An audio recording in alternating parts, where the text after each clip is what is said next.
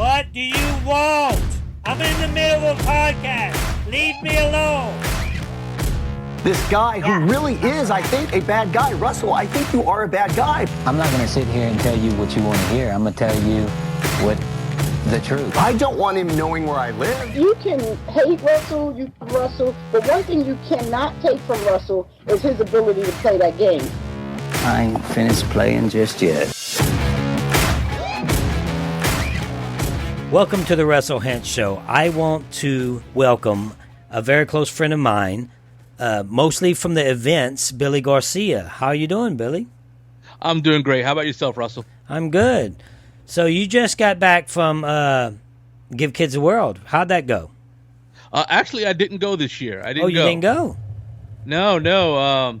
My band is working on our third album, and so we're under a time crunch because our drummer's leaving, and so we have to get it in before he's gone. So that's very interesting. I'm sure a lot of people out there may not know, because I didn't know. I knew a little bit, but I really didn't know that you had a band. I thought you were more into it than you were actually. You're actually in the band. You're a player. Yeah, I'm a player. I'm the guitar player as well as the songwriter, and it's my band. I own the band. I own the rights to it. I also own the record label we're on. Wow. So what's the name of the band? Where can we hear it? The band is called Forsaken, spelled with 2 Ks. Okay. We're all over social media, Facebook.com/Forsaken. Same thing in Twitter, Forsaken_metal. And then, of course, we got our website, Forsaken.com, where people could buy both our albums and merchandise and all that. Damn, man, I'm going to have to check that out, see how good y'all are. Thanks. Yeah, so the reason I asked about the charity event is because there is some backlash, Billy. You know, we're friends. I've met you at the charity events. The backlash is that you go to all of them.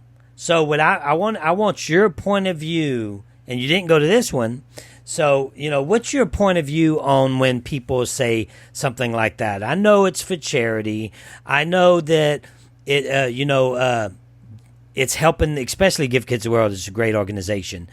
But when you go to these events, isn't it more than just I'm not saying you specifically, but it seems like people are there for way more than just the charity thing. Do you agree? Yeah, I think it depends on the people, on the person. You probably will get different answers from different people. I personally do so much charity that I actually do twice as many non-reality TV related charities than I do actually reality TV related charities. Right. So yeah, it's not that I'm a Bible thumper or anything, but it's sort of my way of practicing my religion. That's fine. I mean, that's a good thing, man. It's a good thing that and the thing is, I know you personally, and I met you. That's how I met you, through the charity organizations. And to me, you seem like, and I'm not just saying this, trust me, I'm the kind of guy that says how it is. To me, you seem like you're the real deal. You know, you go there. I don't see you getting out of hand like some people. I don't see you getting too drunk like some people. I don't see none of that coming from you. And I see you participating, like for the Give Kids the World, participating to make the kids smile.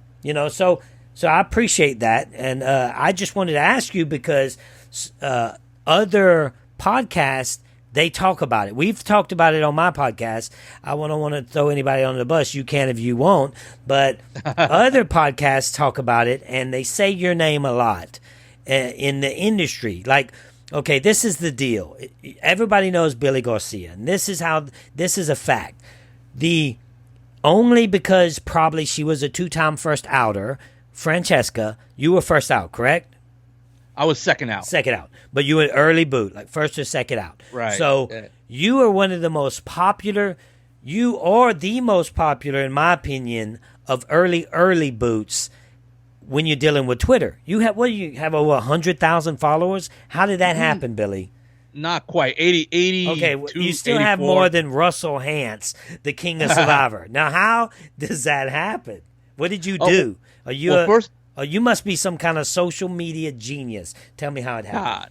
Not really. There's a lot of people that understand the networking aspect, because it is, the internet comes from the word networking, internetworking. And so there's a lot of people that are just very into the networking side of it, and I learned from those people. And that, not only that, but I do come from an era of Survivor where the people were that were coming off the shows were making money off of being on Survivor. Correct. So I've done so many autograph conventions and so many different appearances, like hosting at a karaoke bar and so forth. So I've made so many contacts, so many networking contacts that I've given my cards to and all that. Oh, okay. That it, over time it's built up, and it actually started on MySpace.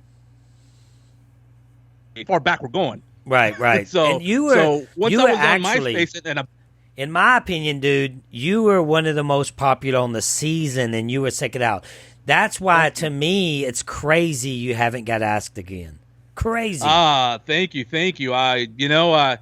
All I could do is just let them know that I'm interested, and try to stay somewhat visible, even though, I donate so much of my time to charity, and I would say maybe a tenth of it is visible, and then the rest is not. Right. So, but that's the point of charity. It's not to get the credit. It's to actually help people. Right. I mean, you have more followers than Parvati. You have more than Russell Hantz. I think you have more than Boston Rob. You have more than, the legends of the game. Billy Garcia. Yeah. But everybody you mentioned relies on Survivor and Survivor alone to get like their numbers. I don't. I like we mentioned earlier at the beginning, I'm in a heavy metal band.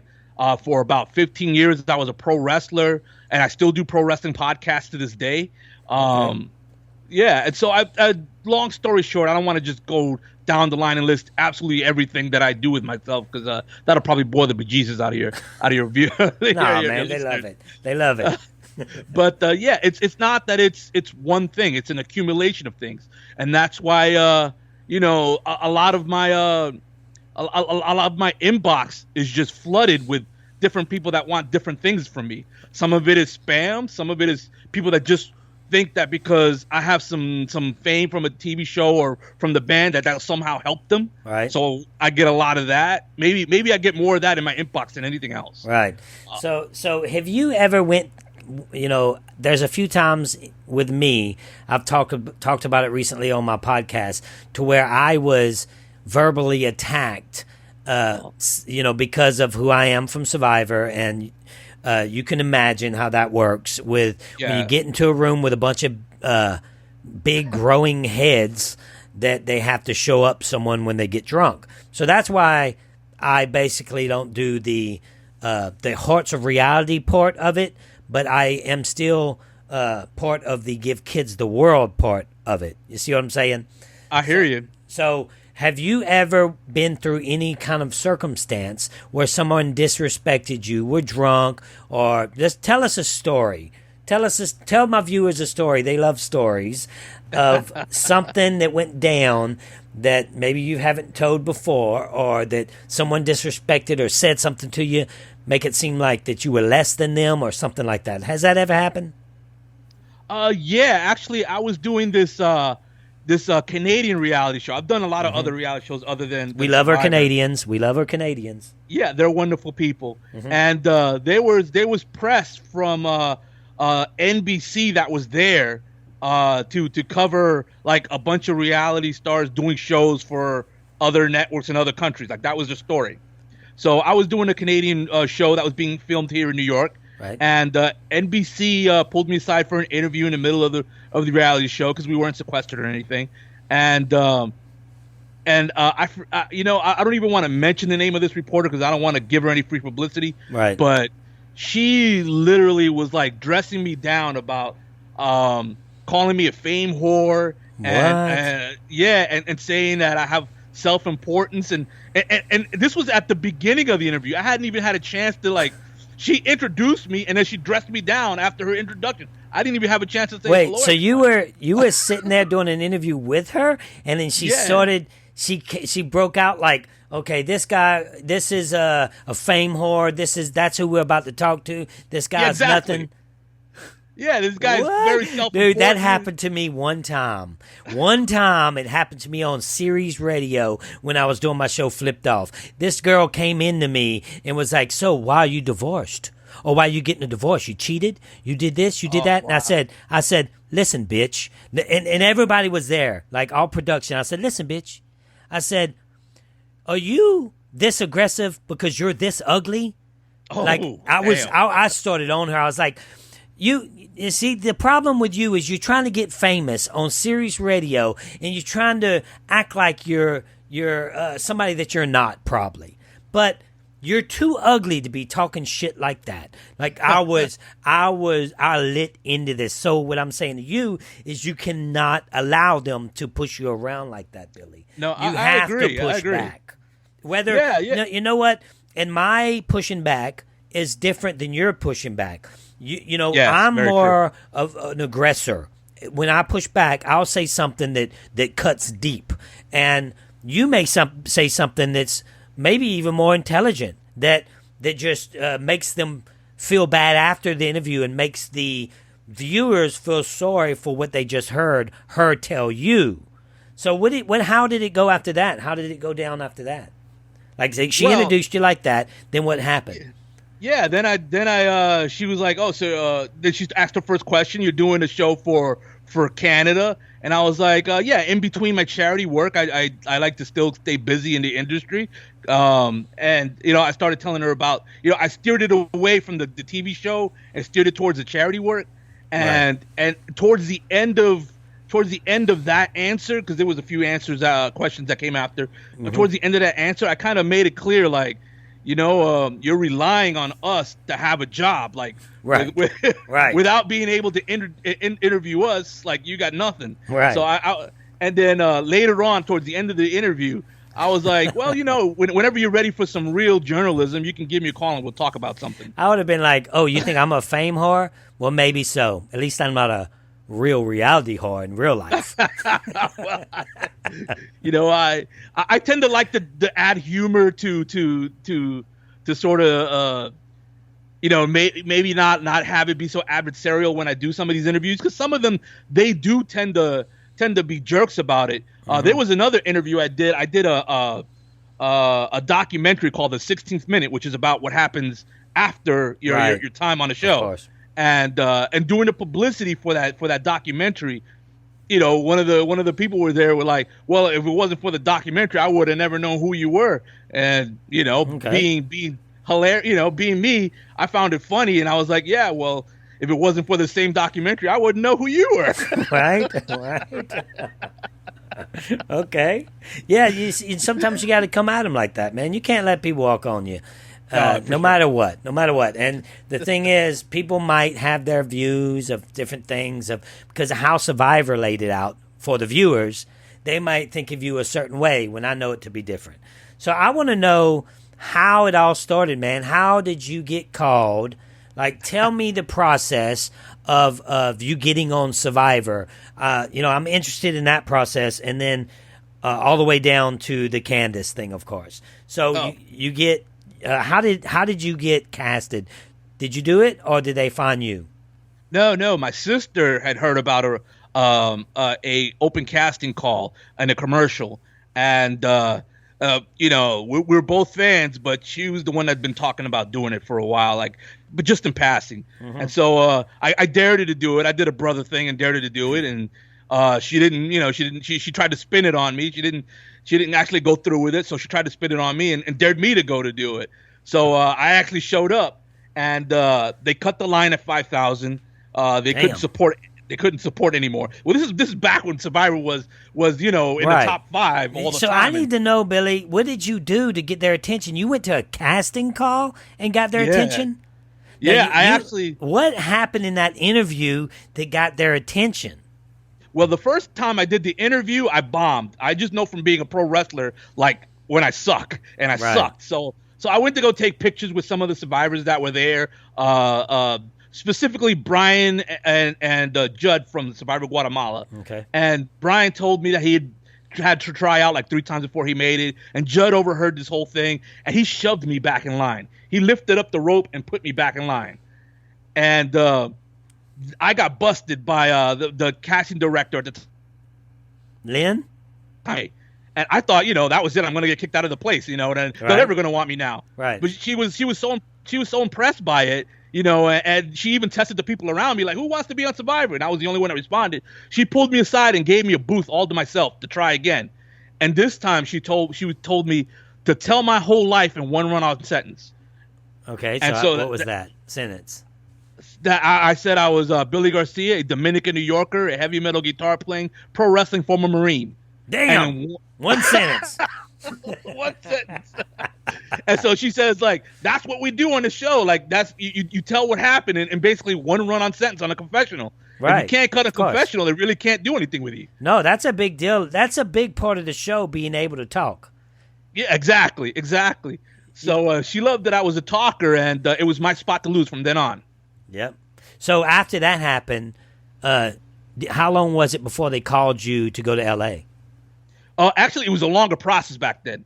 I received like 3 different phone interviews. Then I did a regional, which I had all the people from the East Coast went to a regional here in New York City. And then from the regional, then we got selected to the LA Final 50. And I think they made a huge mistake this is going a little backwards here, but getting rid of you because you just seem like such a trustworthy guy. Why would you get rid of the ones you can trust? That I've always played like that. That's how I play. I try to align, and my alliance is strong with the ones I trust, and then we try to get rid of the ones that's coming after us. So, you just seem like a guy that you can trust to me. Thank you. So, well, it was a three different things that caused my elimination, and of course, with Survivor, it's yeah. I want to get to that, but first I want to finish up the interview process. You went to L.A. I know I'm the one that went off rails there, but what about the interview process? You went to L.A. Let's talk about when you were actually there. Okay. Right before when they were making their final decision, maybe. Where they I know with me, they have like 20 people and like 3 sets of 20 people and things like that. Now with you, it might have been different because it was earlier. Did you see anybody in the hotel that you actually played with? Oh yeah, definitely. I saw Jonathan Penner all the time. And Jonathan Penner was a rule breaker. Like, how we're not allowed to talk to one another, right? Right. So he'd find ways to talk to me. Like, he would talk to my handler. He would say things like, right before I'd go in for my interview with Jeff Probst, he would tell my handler, well, I'm not allowed to talk to him, but if I could talk to him, I would wish him luck. Like, he would do things like that. Yeah. Yes. That's how you do it. Yeah, so I think they wanted me and Jonathan together at some point, and they were expecting me to make it to that point. Right. Like, I could tell by the interview process that they were expecting me to go really, really far. Okay, so let's get to the game. When you went into the game, this is where I'm confused. Like, What happened, and why were you voted out so early? Like, I know the Candice thing went down, and she mouthed the words to you, I love you, and you took it literally, right? At that point in time, or how did that go down? To be honest with you, the Candice thing would have never happened if I hadn't have been voted out. Like, if I didn't know they threw a challenge to vote me out. Like, so why did they do that? Why did they throw a challenge to vote you out? What did you do? What did you do wrong? Tell me your mistakes. If you played again, what did you do wrong that first time that you would do different this time? Okay, like, there's 3 things that I could point to that, we saw the aftermath of in the edit, but we didn't actually see in the edit of the original episode. We saw a little bit of it, and they did a recap episode later in the season where they showed deleted scenes that, they hadn't used. Right.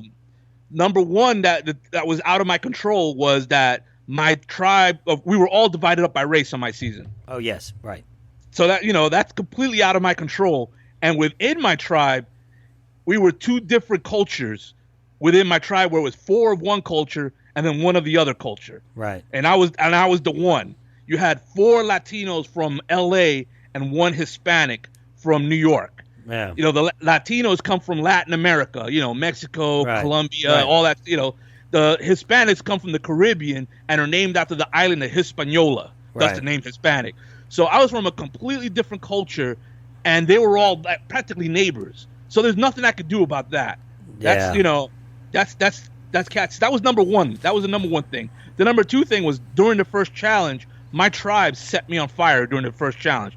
Like Jeff Probst was literally yelling, "Billy's on fire! He's engulfed in flames!" And even though I survived it, obviously, and I stayed in the game, I didn't. Back then you didn't get medical attention or nothing. If you did, you were out. So I didn't get nothing.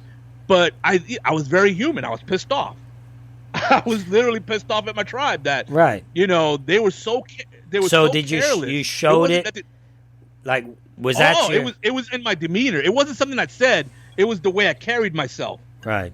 And it was literally like you could tell that I was royally pissed. Like there was no way to hide it. Like the injury itself took away all my ability to internalize all my emotions. Right. So everything that I felt was on my sleeves at that point. All my emotions were on my sleeves. I was literally had my heart in my hand and I was showing it to the world at that point. And it wasn't like it was on purpose. It was an accident, but it was how they reacted to that accident where it's Billy, who cares? Right. Who wouldn't get pissed off? But in a game of 3 tribes, five, to me, or 4 for me. 4. Oh, okay, 4 tribes. Then it seems pretty silly to throw a challenge when you need as many numbers as you possibly could get because there's not that much on your team already. Exactly. And Jeff Probst started our tribal council. This also didn't get aired. He started our tribal council by ripping into our tribe, making that exact same point you just made. It just doesn't make any sense to me. And I told and then the third thing is literally what I'm about to get into right now is that they understood how big of a fan I was of the show, and with the exception of Ozzy, none of them had ever watched the show. Right. So they were all intimidated, and I explained to them at tribal council after Jeff Probst ripped into us. I explained to them, all right, there are 4 tribes of 5 members. 2 tribes are going to lose a member, and then we merge. So the 2 tribes that have all 5 members make an alliance, and they merge, and we all get separated. You got let's say at that point it was the Asian and the Caucasian tribes. On one tribe you have 3 Asians and 2 Caucasians. On the other tribe you'll have two Asians and 3 Caucasians. Mm-hmm. That means so long as they stick together, they got the majority in both tribes. It's game over for the blacks and the Hispanics. That's crazy. It's crazy. That's crazy. They even did that. Oh, I agree. Dude. If you would have played in a season of 2 tribes, you'd have did extremely well. I agree completely. That's why I don't. I mean, they bring and I love Francesca. Oh, there you go. Francesca. You're pulling a Philip. Francesca. Right I love Francesca, and she's a cool girl. But they brought her back twice to get voted out first twice. They brought a lot of people back. They brought a few people back that were really early boots. And Brad Culpepper most recently. Right. And he was a game changer. Oh, yeah. And he made it to the end and on top of that. Right. So you can bring back an early boot and they do really well. It's been proven. Yeah, you can also bring back an early boot and they do not do so well. So it goes both ways. But I think that if they would bring you back for... First of all, I think if it would be a voted type thing and you would be on the list, then the viewers would vote you back because people want to see you play again. I agree. Thank you. Yeah, I think what's great survivors want to see you play again. I would love to see you play again. I've talked to several people that would love to see you play again. I think that it was a bad angle that year separating races. It's just I completely agree because then you're fighting for your race. It's almost like white power and black power and Latino power. It's almost like Asian power. Like, okay, the winner of this is the winner of their race. It's just not. It's not. It just doesn't work well these days. No, not only that. I agree completely with everything you just said. But also, on top of the pressure of representing your race, the field producers are going out of their way to make it a subject. So it's like I had to put my game aside and constantly talk about the whole race thing because that's all that I was being fed by the field producer. And that's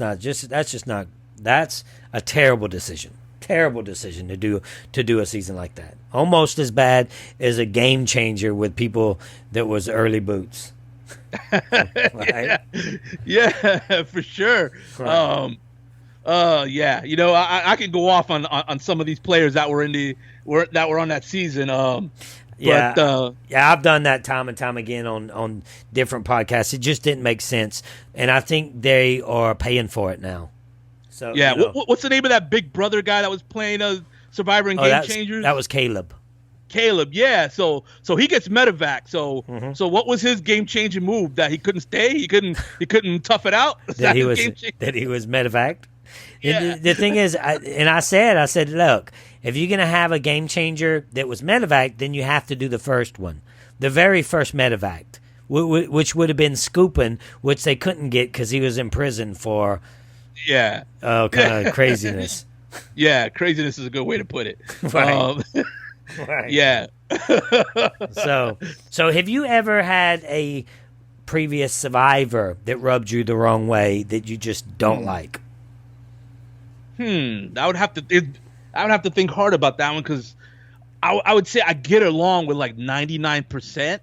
Like if you played again, man, everybody's gonna want to align with you. Yeah. Like, what are you gonna do? I think only Tyson is probably the only previous survivor that I've ever had any kind of friction with. Perfect.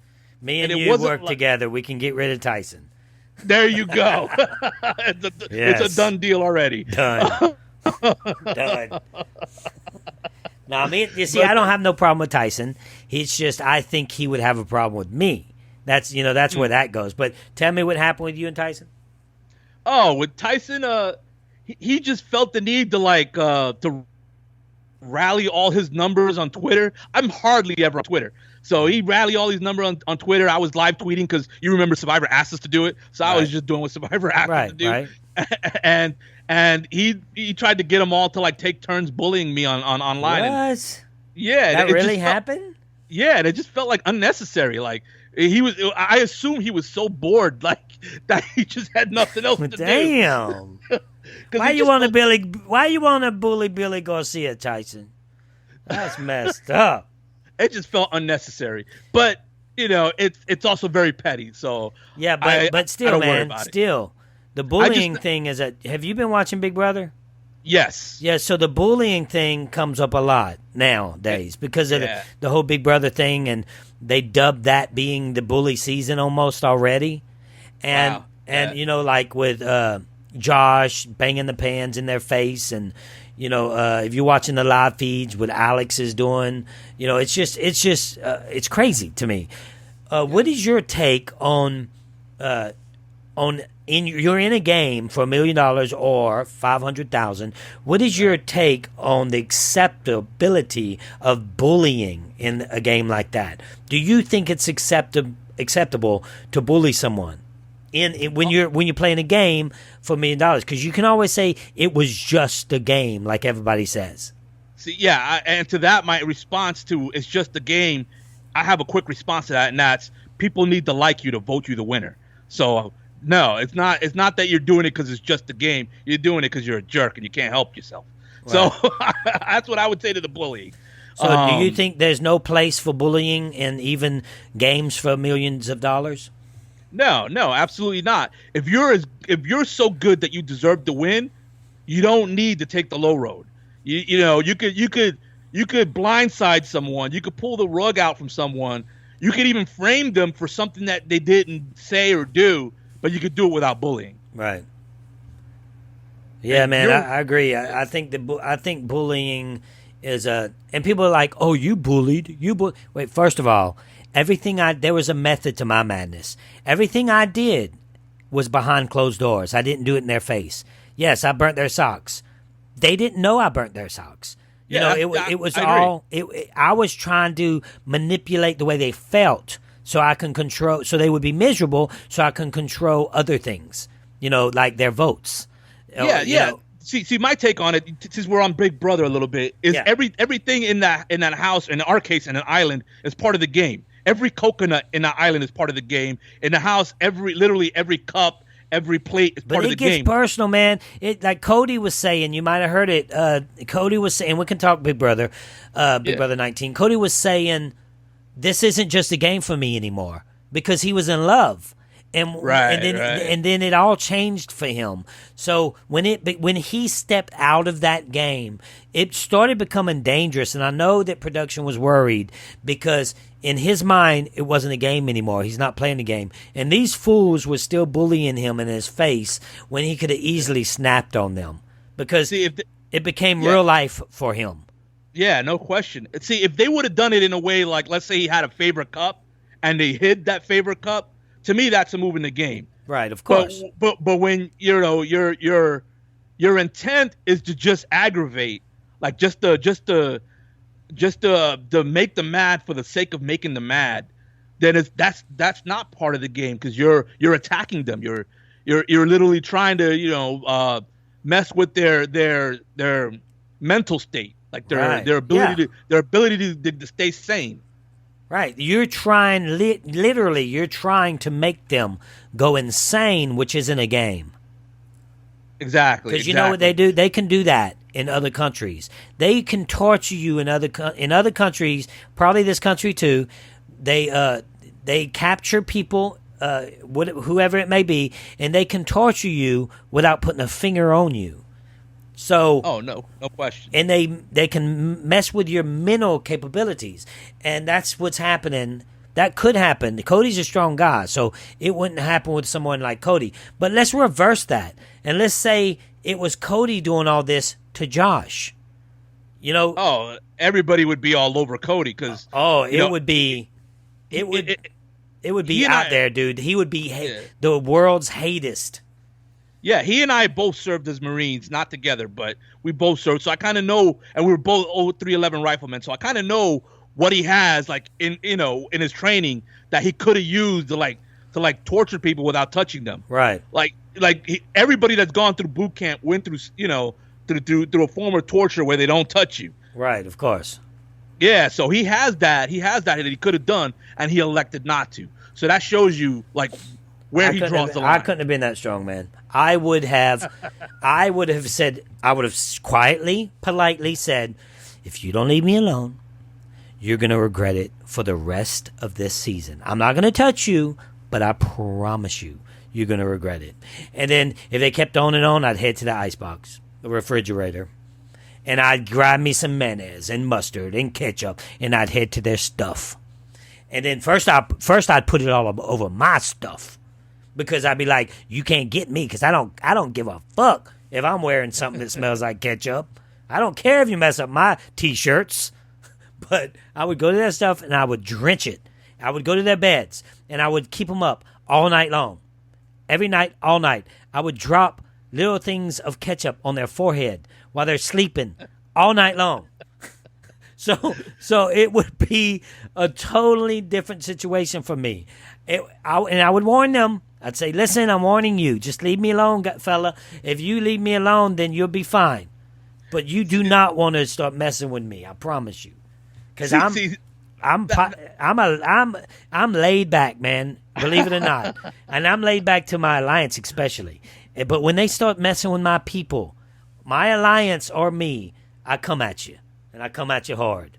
See, I guess you and I do have a different style because my style would have been totally like, as soon as he starts with the pans and stuff to try to torture me, I'd walk up to him and I'd put my arm around him and I'd be like, no, wait. You're totally out of beat, out of sync here. If you're going to do it, let's do it right. And I'd start singing a song. Right. And then I wouldn't leave the song alone. Right. I would go hands in the pan and I'd start singing.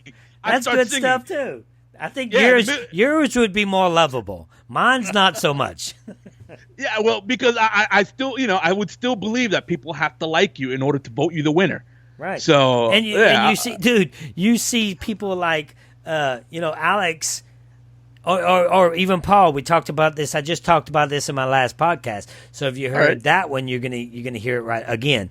You see people like Paul. When Cody gets voted out, he puts his leg up to trip him while he's walking. That's why Paul walked over the table. I don't know if you know that. Yeah, Cody Right. walked over the table. Yeah. I'm sorry. Cody walked over the table because Paul was trying to trip him. So I'm like, wait, Paul, don't you realize that he is the one that's going to vote? He is the one that's voting now. Like, right. It's time to give him a hug. You know. Exactly. Yeah. Like the game has changed now. You don't supposed to. If it isn't just a game, then right now you're supposed to be hugging him, not tripping him. But Paul has thin skin, and it got under Paul's skin because Cody wouldn't. He couldn't get rid of Cody mentally. Right. Cody was sitting there taking it. Even Paul said, "I'm making him self-evict." Well, he couldn't do it. Cody was too strong mentally. He's had people holler in his face all his life. He's a Marine. You kidding me? Exactly. You know what? In fact, to that effect, we had somebody earlier in the season that got put through the paces and she quit. Right. Wasn't she a Marine too, though? No. I don't think she was military. Oh, she is military. I talked to her. I did a podcast with her. She's military. Wow, I didn't know that part. Yeah. And the thing is, it's I don't know. I don't want to. She also claims she had PTSD. So that's a totally different can of worms there. So totally. And I believe that that's a real disease. I agree. I believe that that's something because she worked in she was a military, and it was, what was her name? Megan, right? There you go. I think that's right. And she worked in the prisons when they captured people and put them in the prisons. Mm-hmm. So she was one of the guards that guard the prisoners, which could be pretty psychologically fucked up. No question. So my point was that Cody and Jessica actually dealt with what I thought was 10 times worse because it lasted so much longer. Right. And Cody never checked out. Never checked out. And he would sit there. Well, I don't know if you've seen this on the live feeds, and I don't know if they're going to play it in the next episode, but they have clips of it. He was eating her cereal, Alex, and he's sitting there eating the cereal. This girl is going off on him. I mean, it's $2.50, $3. You get it on sale at Kroger's. And and she is going off on him for, by the way, side note, he's the one that votes $1 million for her if she makes it to the end. Yeah, and she knows he's going to be on the jury. So she is going off on him about him eating all her cereal. Yeah, the cereal. Dude, I mean, if you ain't seen it, you need to watch it. It's pathetic. It's pathetic how she can't control herself over a box of cereal. That shows a lot about her character and who she is in the game state of things. Like, you're in a game for $500,000 and you're going to holler at somebody for eating your box of cereal that was $3 at most. Yeah. Like you said, if it were me and I know my intentions is to put him on the jury, I would be feeding him the cereal. I'd be like, yeah. Do you want the whole milk or do you want the skim milk? Yeah. How much sugar do you want it? Yeah, let me pour that for you. 2 teaspoons. Hell yeah. That's how we think. I don't know if they just choose people differently in the Big Brother world, but the Survivor world, it's just not. I'm sure they have a few snowflakes in the Survivor world, but it's not as snowflakey. You know what I mean? Right, yeah. You know what I'm talking about. Agree. I agree in that. I think the survivors that they choose are mentally tougher. Well, first of all, before you say, because I have one daughter, I have twin daughters. One says no way playing Survivor. The other one says hell yes. One says, oh, she's Big Brother material. The other one says hell no. So that's how they choose as well. One would she does not want to go on an island and get dirty and not take baths and brush your teeth. It's not her style. So she would be more of a Big Brother player.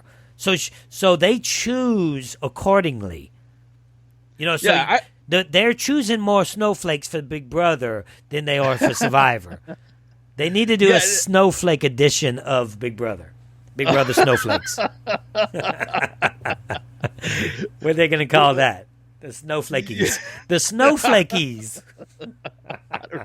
Or just get previous players that were just extreme snowflakes and get them to all come back on one season, and they can call it the Snowflakies. So I think that'd be a short season, though. Oh, it would be, because everybody would be laying around doing nothing. You know, you need people like Cody that's going to stand up. And the thing that pissed me off, I talked about this as well, but I'm talking about it with you again.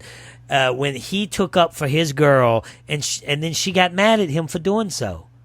I'm like, wait, what? That don't happen here in the South, my friend. You take up for your women. You take up for your daughter. You take up for your mother. That's how we are. And she said, are you really like that in real life?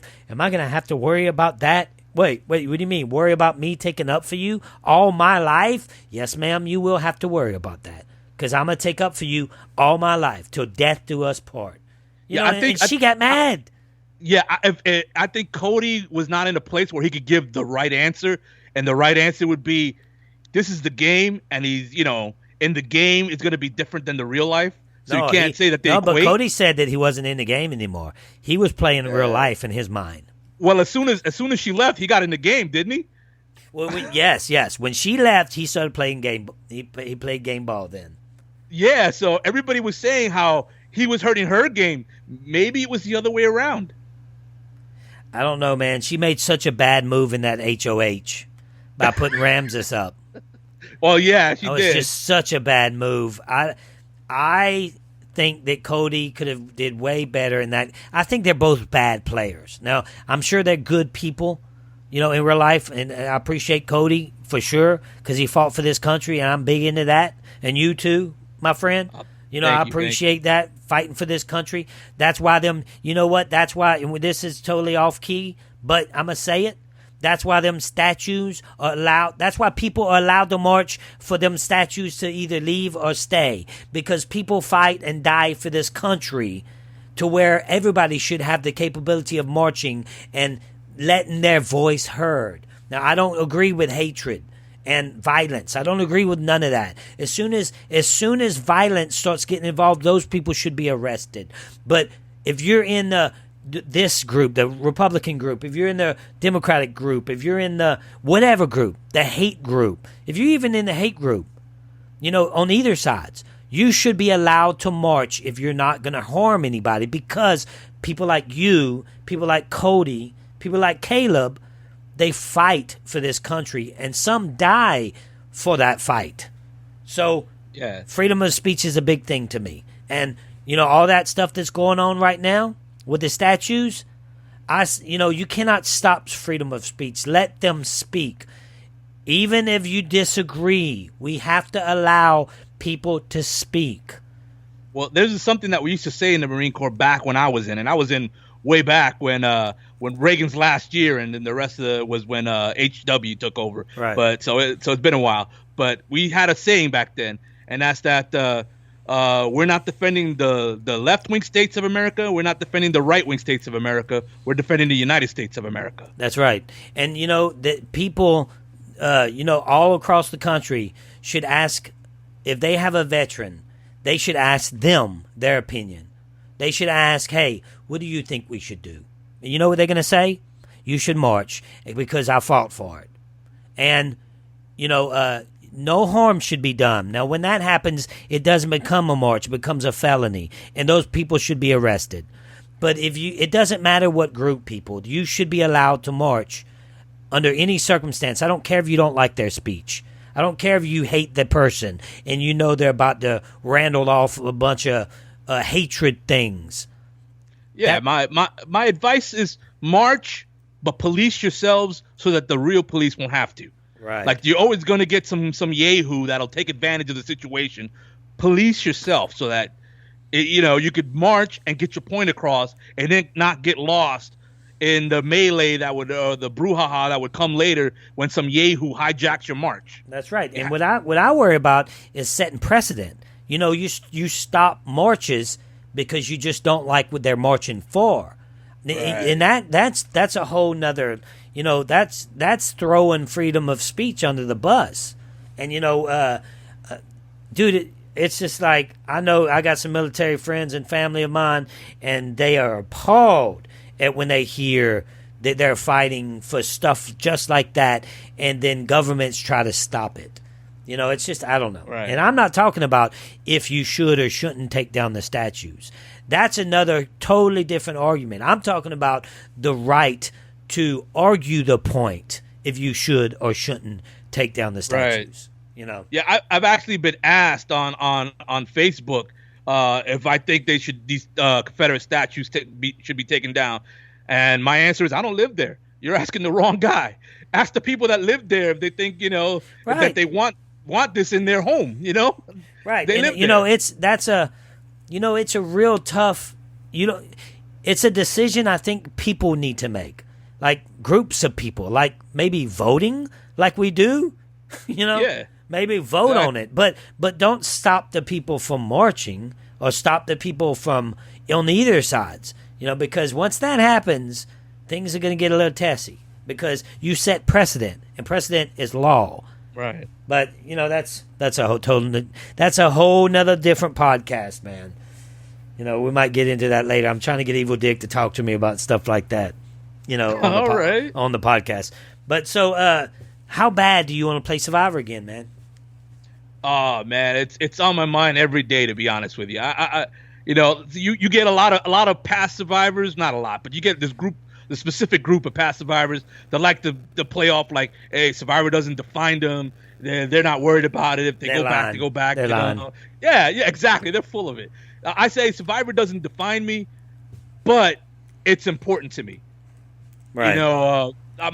My charity work, actually, I would say would probably plays the most in defining me, as well as my time in the Marines. But so Survivor is so important to me that I think about it every day. Have you ever got a call, a text, or something that's shown maybe you have a shot to go back? Like, have you ever got any hope from any sort of communication?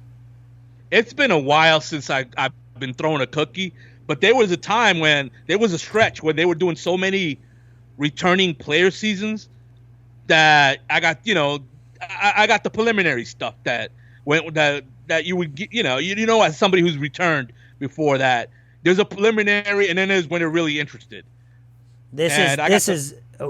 When was this though? Oh, this was during that stretch when there was so many returning seasons going on. Like they did Fans versus Favorites 2. They did Blood versus Water. They did a whole bunch of these different seasons where there was a ton of returning players all in a small stretch of time. It was almost every year there was a returning season player. I didn't like that. Even though I was part of it, I didn't like that aspect. But I think that they need to make it pure, let the people play for 4 or 5 seasons in a row, and then do something exciting, Right. Because they just did one season that's coming that's called, what is it? What is that? The Hustlers, Healers, and Heroes. They got that season coming, and they got another season. I don't know if this is a spoiler. I don't think it is. I don't want to talk about spoilers on the show, but do you know the name of the other season? The next season? Because I know the name. Yeah, I heard it. I read it on the internet. I don't. I want to say it, but I want to make sure it's not a spoiler. I think that it's already out of the name. Yeah, and the design of the logo is already out. So the next season after that is called Ghost Island. Right. And I'm almost positive that as well is all new people. I think they need to do new people until season 40, and then do a big bring back. But the thing is, they need to have some sort of. They did well with the bring back when they had the public voting. 10 million people voted. So Billy, you what's up with the Candice thing? I know lots of people want to know about the whole thing with that whole escapade. What happened? Okay, yeah. All right, there's the official version, and then there's the real version of what happened. Okay, tell us both versions. All right, so in the official version, the tribe throws the challenge, and Candice feels bad for me, and she elbows me to get my attention, and we have a little bit of conversation where I tell her I'm next, and then she says, well, to make me feel better. Well, we love you, and then I tell her, well, I love you, and then fast forward to tribal council. I tell the tribal, everybody at tribal, that you know what, my prize isn't $1 million. My prize is that I fell in love, and her name is Candice, and everybody's shocked because they were unaware that I had any interaction with her whatsoever. Right. That's the official version. All right. So the real version is during the game, at the beginning of the game, when we're sitting on the boat that we would raid and pillage and jump overboard with all the goods, we're literally there, and they're setting up for the shot to start the game, so they're not really paying attention, and some people start talking to other people even though we're not supposed to be. So I made an alliance with Candice, and let me rephrase that. I didn't make the alliance with Candice. She made the alliance with me. Okay. Because we just happened to be sitting facing each other. So I just happened to be there. And her reasoning was, you look like you're going to go for it. That was it. That was her reasoning. And our alliance was that when the tribes all merge to just regular survivors, she figured it would probably be a schoolyard pick, and that I would pull her or she would pull me. And that was the basic of the alliance. So fast forward to the throne challenge. We're sitting where our tribes are situated next to each other, and this is on purpose by the producers because they know what's going on. They're not dumb. They know everybody's information. So I tell her that my tribe just threw the challenge and I blew it. I'm not going to be able to hold up my end of the bargain. And so she tells me like to who are we going to send to, or she asked me, who are we sending to Exile Island? And I said, my tribes already have their minds made up. They want to send Adam. And she's like, no, don't send Adam to Exile Island. We need him to stay strong. And I was like, all right, tell me who you want me to send, and I'll see what I can pull off. And she said, Yule. And I said, all right, I'm going to get voted out. So there's nothing, it's not going to hurt me to be pushy and push for Yule. Right. That's what I was thinking. So I was like, okay, so what's in it for me? What can I get out of this? I can't play to win, so maybe I can play for revenge. So my answer to her was like, all right, I'll do this for you, but I need you to vote out everybody on my tribe. And she just looked at me, and I was like, yeah, well, if you want to win, you're gonna need to vote them out anyways. Right. So just vote them out up front. And so she was like, all right, I'll see what I can do. And I was like, you'll know who I send. I'm gonna send some people for you to vote out, and you'll know when they come to you. So fast forward to tribal council. I'm fighting to stay in the game. It becomes real obvious I'm not going to come out of the game. I'm not going to stay in the game. That they're going to vote me out. It's really obvious. So, all right. So I decided I'd start with humor, but I would use this humor to get my agenda. And so that was the whole thing of my prize isn't $1 million. My prize is that I fell in love with Candice. It's because I knew Cecilia was the queen of gossip on our island. Yeah. Wouldn't be able to resist the temptation. Right. Like she would go running to Candice, basically begging her to vote her out at that point. Right. Which in the next episode is exactly what happened. Candice gets voted out. Candice gets outed by Cecilia, and she goes to about me falling in love with Candice. And of course she Candice is in on it, and so is Jonathan Penner. Right. But they're in front of people, so they have to play it off. They're like, oh, Candice, you were leading on people, and they were playing it off because they're in front of people. So, they ended up taking out Cecilia, and then the next tribal, they take out JP from my tribe, and then in the next episode, another person goes to kind of hide the fact that they're targeting my people, but then the episode after that, Christina goes, right, and the only one that makes it to the end because he's a damn good player, he's special, is Ozzy, right, of course, but. Yeah, you got to give him credit where credit's due. Tip my hat. But then the last person to talk to Ozzy at the final tribal council was Candice, and Candice calls him out on the throne challenge, and so the vote goes down to where it's 4 for Yule and 4 for Ozzy, and Candice is the deciding vote, and Candice votes for Yule. Right. Yeah. So, well, I played for revenge, and I can't take 100% credit because there was nothing for me to hold them to their word. Yeah.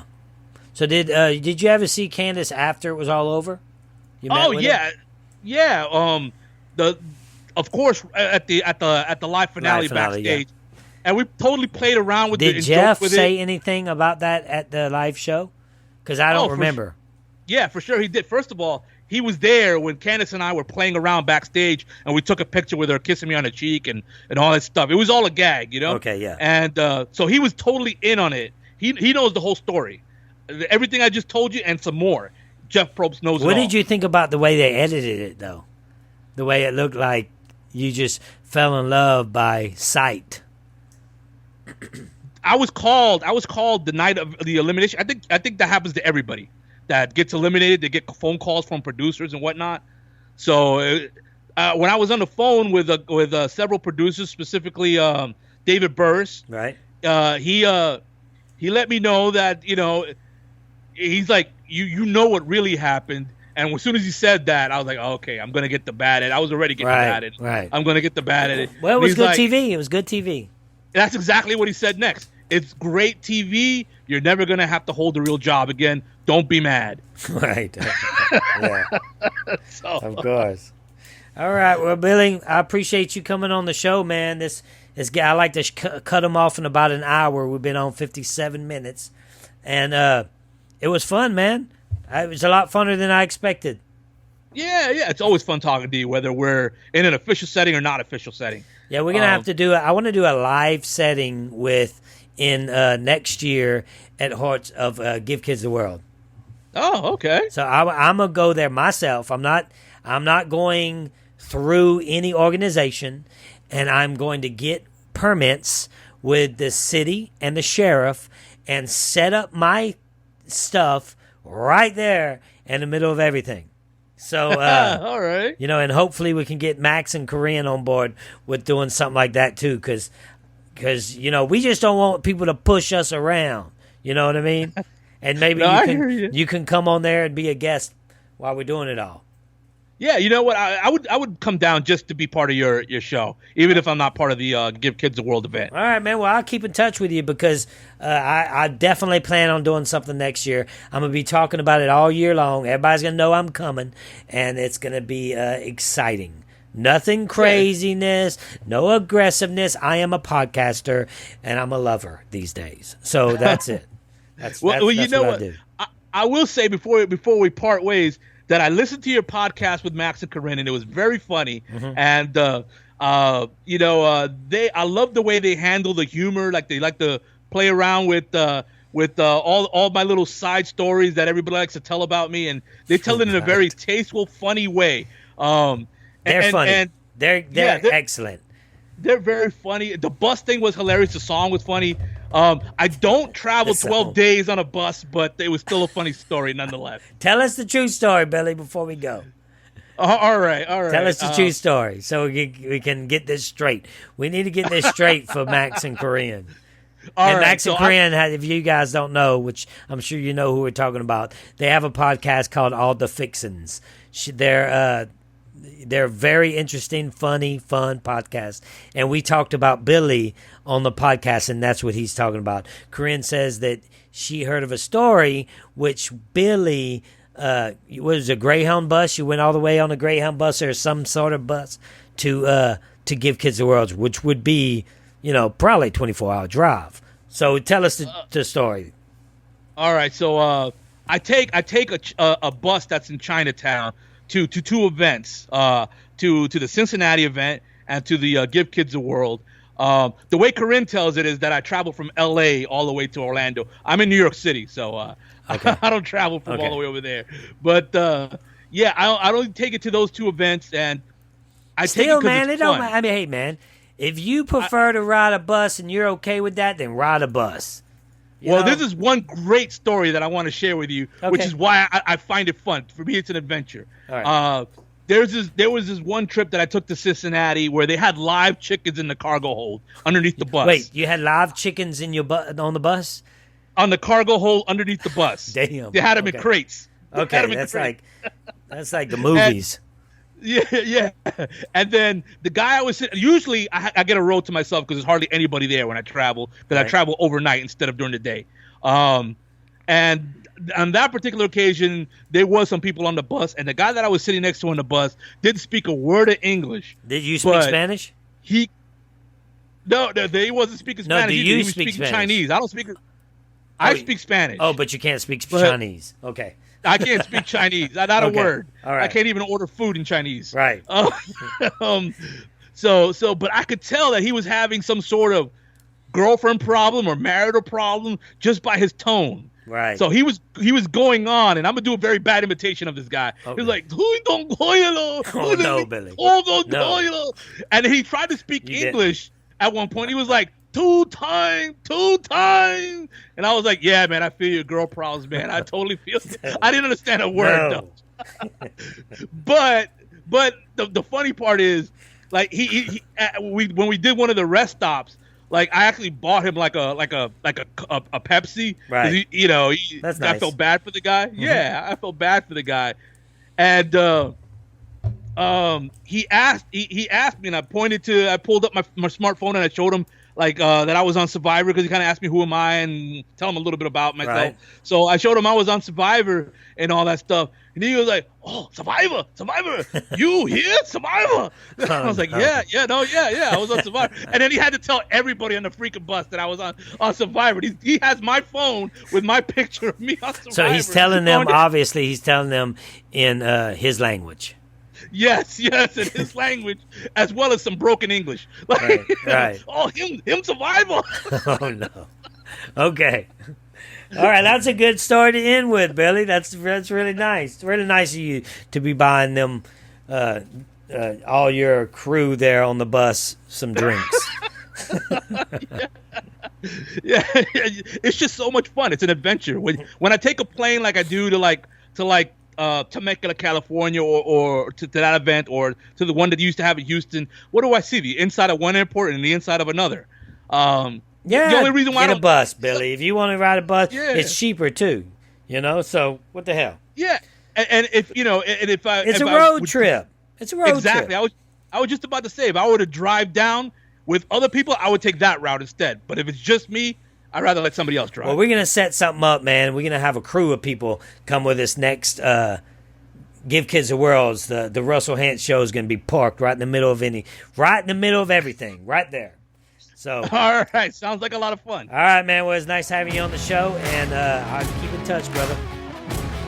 Thank you for having me, and for sure we'll keep in touch. We'll hang out. All right, Billy. Talk to you later, man.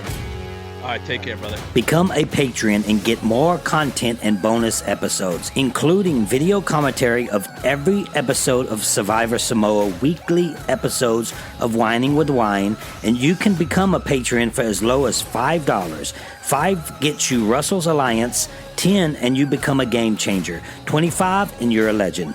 Go to patreon.com/Russell Hantz.